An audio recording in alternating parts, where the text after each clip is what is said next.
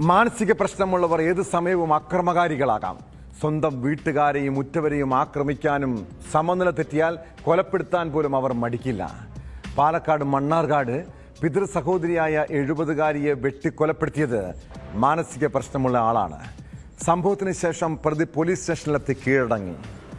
ചേറുംകുളം സ്വദേശിനി മാധവിയെ കൊലപ്പെടുത്തിയ പ്രതി ശശിക്ക് മാനസിക പ്രശ്നമുണ്ടെന്ന് ബന്ധുക്കൾ പറയുന്നു.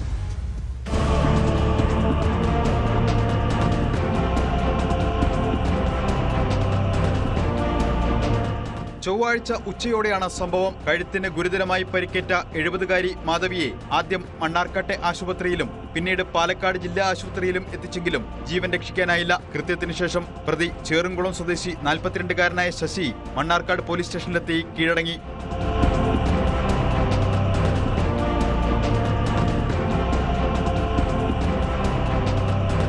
മണ്ണാർക്കാട് ചേറുംകുളം കരിമ്പങ്കുന്ന ST ഉന്നതിയിലാണ് സംഭവം. കൊല്ലപ്പെട്ട മാധവിയുടെ സഹോദരി പുത്രനാണ് പ്രതി. ഇരുവരും ഒരു വീട്ടിലാണ് താമസിച്ചിരുന്നത്.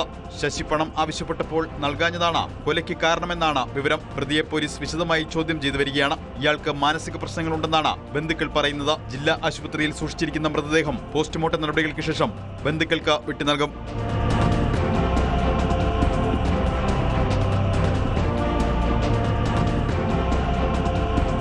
ന്യൂസ് 18 പാലക്കാട്.